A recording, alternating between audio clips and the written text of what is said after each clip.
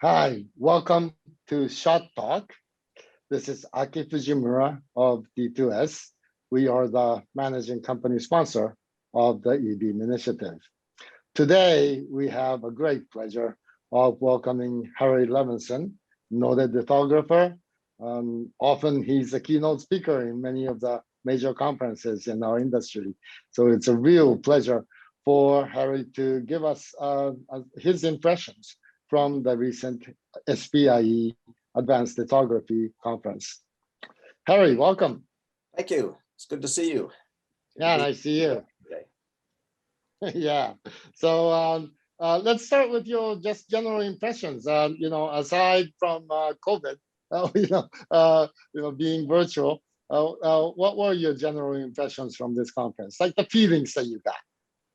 Well, I definitely think the mood this year was one of, confidence and optimism.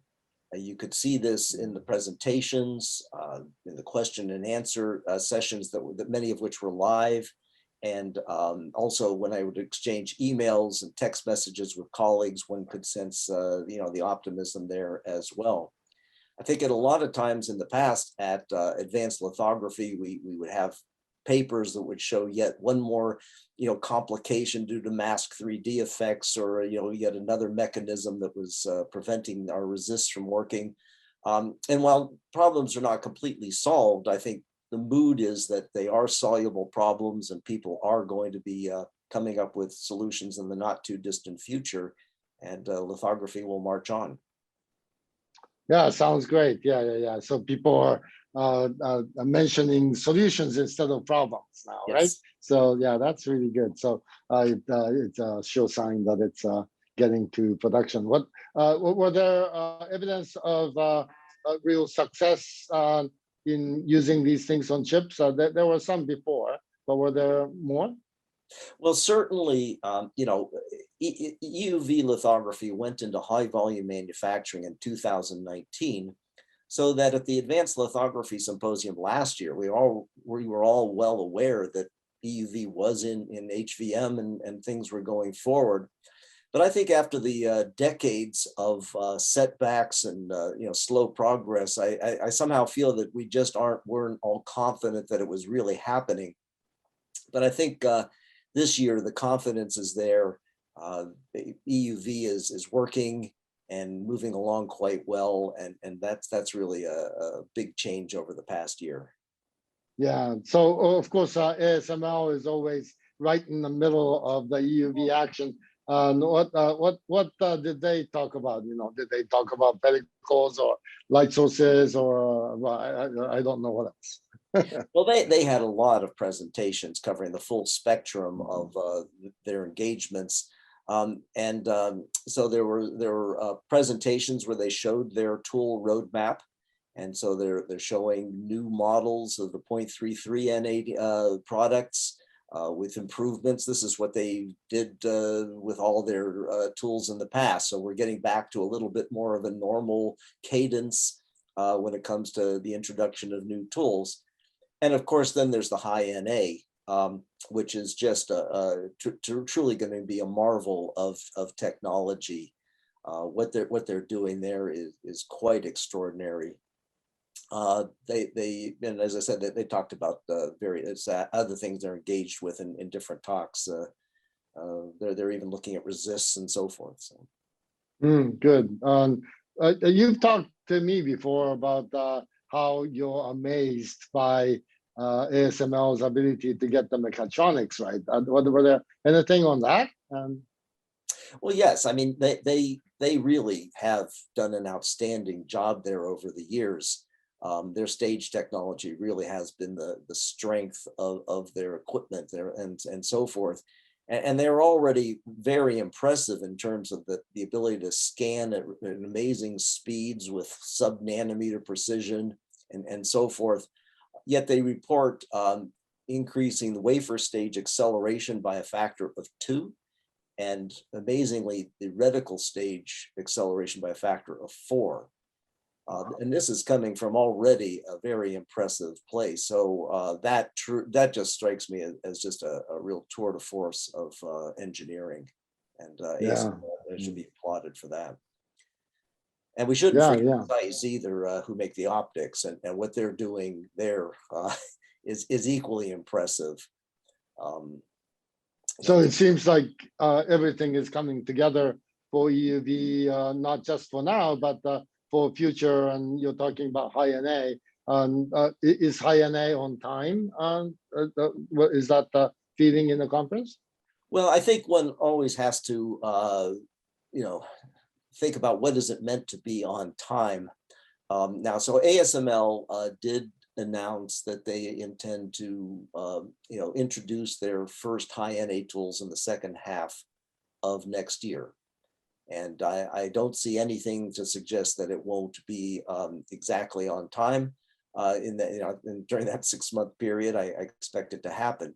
But then, of course, it's completely normal that once you get a tool, it goes into the field. Now you start to see some issues, and there need to be some debugging and rework and so forth. And ASML has a second model high NA tool on its roadmap, following 2 years after the introduction.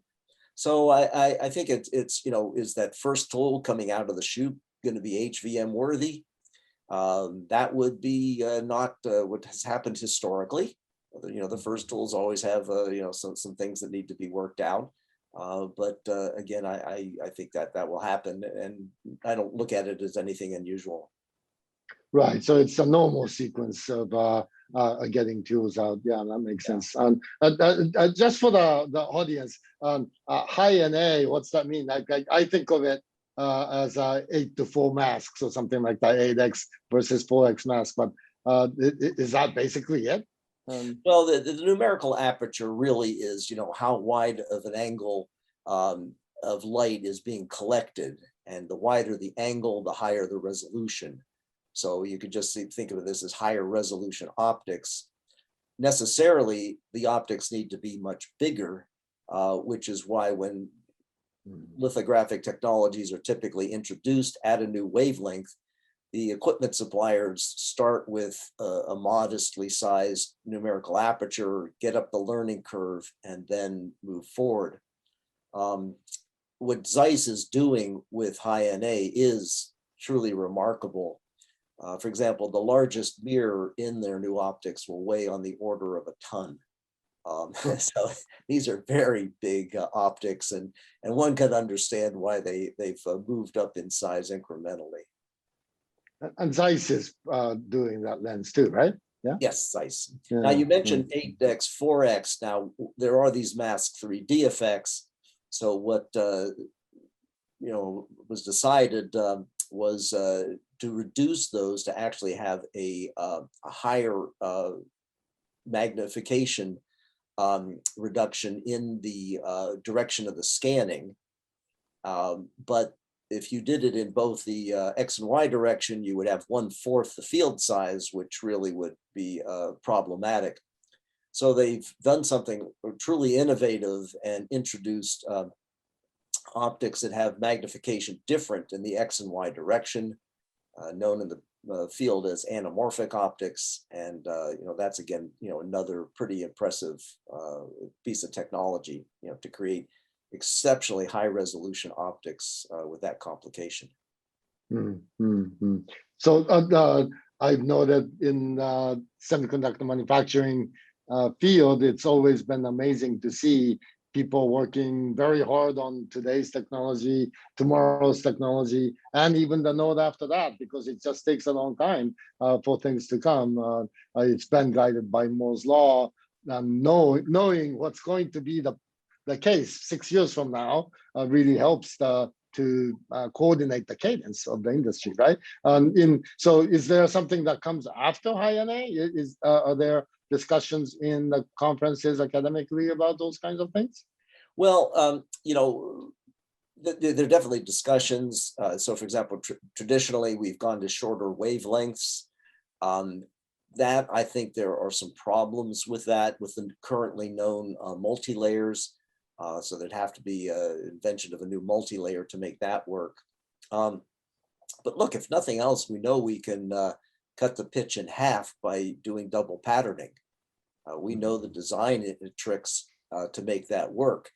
So if you look at the resolution of the high NA optics, it's somewhat, between 7 and 8 nanometer half pitch, which is already pretty small. And then, if you want to go smaller, as I said, we already know the design tricks to go the next turn of the crank. So I think personally, we're already seeing things being limited going forward, not so much directly by lithography, but by the devices. You think about the fact that a silicon crystal unit cell is only 0.5 nanometer on a side. And so if you're talking about a transistor gate that's 10 nanometers wide, that's a countable number of unit cells. So variation of that is I think, a problem both at the device level, and then there's the lithography contribution from things like roughness. And that's where we're going to have to focus, I think, to extend things, not so much just the pure resolution. Oh, okay, great, thanks. Speaking of Imec, they're kind of the research institute for the world, right? Because it's so expensive to do research, it's important to have central coordination. What did they talk about? They always have something interesting. Well, I think, yeah, definitely lots of very nice work out of Imec as usual. One thing that is, in some way they're really grounded in their lithography at Imec, because they also have programs to make new transistors and interconnect technology, and their lithographers are responsible for supporting that. So they have to, at some level, deliver really working lithography. And right now, one of the issues everyone's facing is, what do we do after first generation node with EUV lithography, which is the 7 nanometer node. And if you just do the normal 0.7 times shrink from with the 7 nanometer node with its 40 nanometer pitch, you're talking 28 nanometer pitch. Today, the resists don't support a single exposure with good defect levels and good imaging at the 28 nanometer pitch. And to be going to multiple patterning would be an extremely expensive way to go. So there's a lot of focus at Imec to try to make single exposure work. And there are things to be done on the OPC and computation side. There are things on the resist side. And there's quite a bit. Because one of the things that Peter DeBishop of Imec pointed out to all of us was this issue of stochastics in resists. We really need to be looking at defects, and one of the interesting problems we saw is in the metrology area. We finally really have kind of passed the limits of what we can get from optical lithography. And there's a very nice survey paper by John LaRusso of Imec on electron beam metrology, including defect metrology. So it's a very interesting direction in which things are heading, I think. Yeah, okay, sounds good.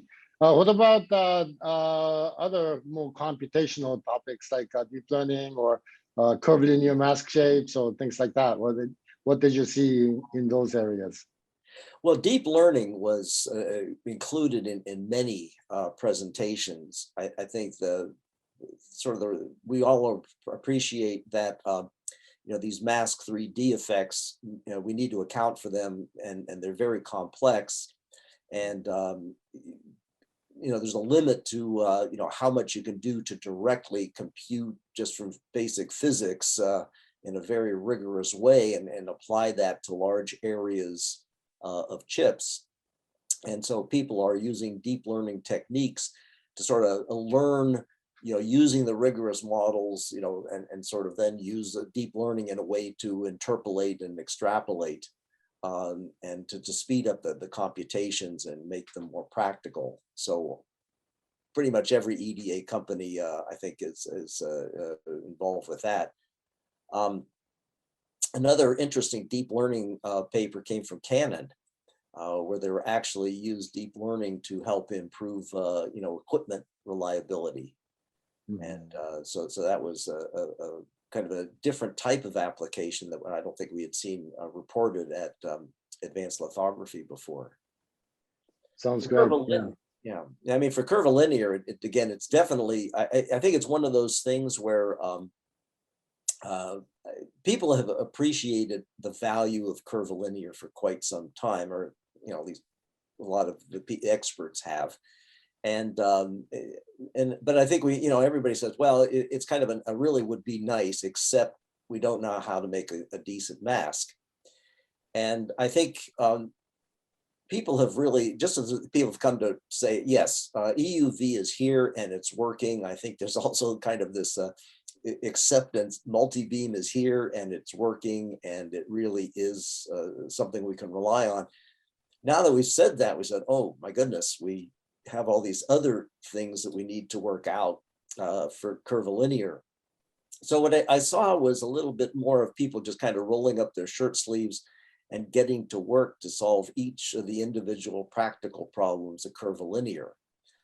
There were papers on, there's a whole session in the metrology conference on the metrology of contours, which would be very important for curvilinear features.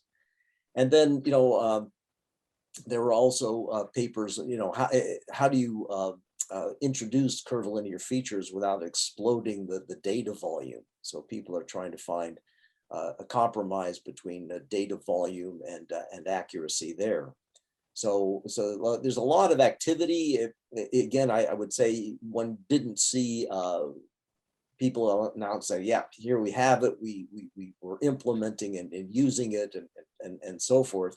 I think it's we're now back in that mode of, let's go make every aspect of the technology, get it in place, and then curvilinear will work.